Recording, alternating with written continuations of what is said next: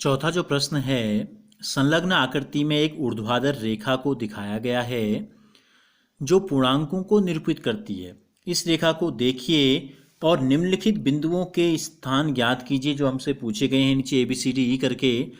तो देखो ये दिखाई गई है आपको ऊर्ध्वाधर रेखा। ठीक है, ऊर्ध्वाधर का मतलब होता है ऊपर की ओर, खड़ी ओर। अगर क्षैतिज होता तो फिर पड़ी रेखा हो जाती है, ऐसे सीधी रेखा, ऐसे जैसे हमने लाइन में लिखा है ऐसे। तो पहला क्या पूछा है, देखो यदि बिंदु D पूर्णांक -8 को दर्शाता है, पूर्णांक -8 है, तो ऋण 8 वाला बिंदु कौन सा है ये हमको बताना है। तो देखो ये लाइन आपको दिखाई दे रही है, D का मान -8 है कह रहा है, तो हम यहाँ लिख देते हैं +8 लिख दो। यहाँ नीचे आ जाएंगे तो क्या हो जाएगा +7।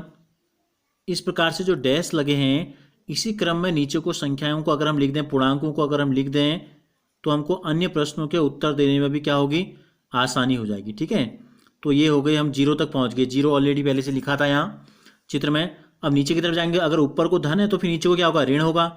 ऋण 1, ऋण 2, ऋण 3, ऋण 4, ऋण 5, ऋण 6, ऋण 7, ऋण 9, ऋण 10। नीचे को तो लिखा नहीं है, लिखना चाहेंगे तो ऋण 11, ऋण 12 हम लिख देंगे।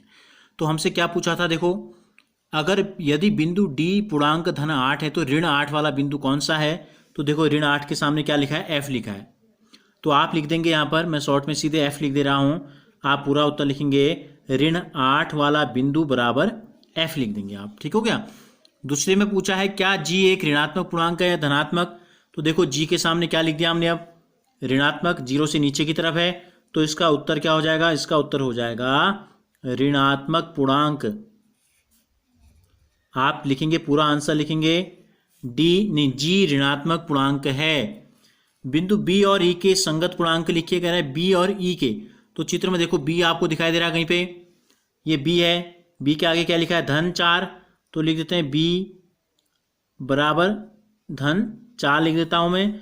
और E के संगत पूर्णांक जो है, E कहीं दिखाई दे रहा है, देखो ये है ऋण 10, लास्ट में नीचे E बराबर क्या है, ऋण 10। तो आप लिखेंगे B का पूर्णांक -4, E का पूर्णांक ऋण 10। इसी प्रकार इस संख्या रेखा पर अंकित बिंदुओं में से किसका मान सबसे कम है। तो देखो 8 बड़ा होता है 7 से, 7 बड़ा है 6 से, 6 बड़ा है 5 से, यानी कि जैसे जैसे हम नीचे की तरफ आ रहे हैं संख्याएं छोटी होती जा रही हैं। तो इस संख्या रेखा पर सबसे लास्ट पॉइंट जो है, E तक पॉइंट इसने बनाए हैं चित्र में, तो सबसे छोटा क्या है, E है, ऋण 10। तो इस संख्या रेखा पर अंकित बिंदुओं में से किसका मान सबसे कम है, ये बिंदु E का मान। तो क्या लिखेंगे, हम यहां लिख देंगे बिंदु E।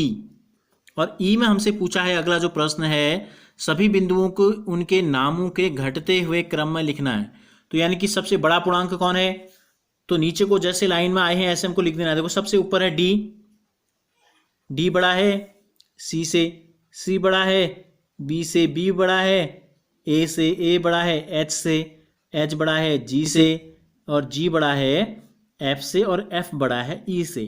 तो ये है, देखो यहाँ आपको दिखाई दे रहे हैं, D से शुरू हुए और C B A H G F E पे जो है ये खत्म हो गई संख्या रेखा जो इसको दिखाई थी हमें।